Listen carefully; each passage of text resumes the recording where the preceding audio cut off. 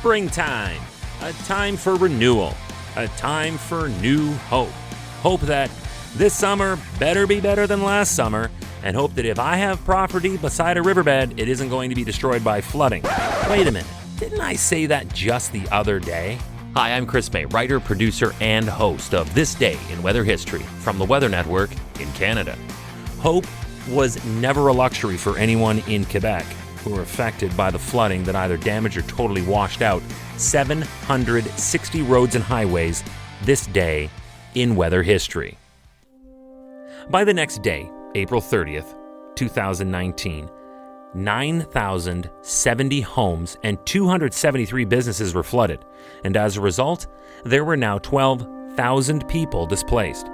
In the area affected, we also had 82 landslides linked to the flooding, as well as the roads and highways I mentioned in the intro. And this week, I have already done a story on another landslide on Mount Everest due to flooding. Wow! In today's story out of Quebec, in total, there were 310 municipalities across the province that were affected directly by the flooding.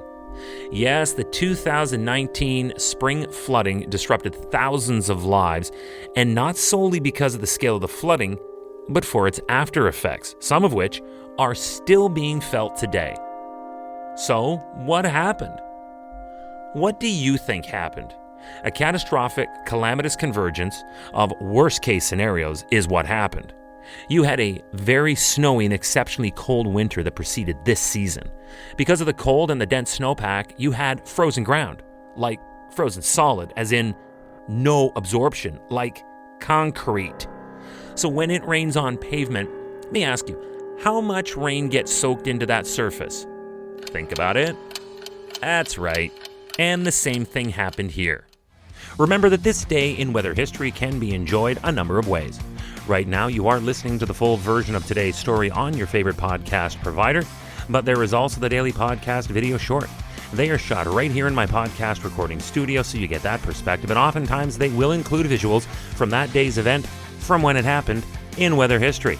So after listening to the full story, go check out the podcast video short on television or online anytime at theweathernetwork.com/weather history. Okay, so you had all that snow and ice, and now you introduce heavy rains and much warmer temperatures, and you have one rapid snowmelt event. But if it's not being absorbed into the earth at all, it is therefore just running off and running fast, like a river, into towns. This led to the forced evacuation of thousands of Quebecers across the province. Water levels were high enough to raise the alarm and evacuate the town of Grenville-sur-la-Rouge when it looked as though a local dam might be breached.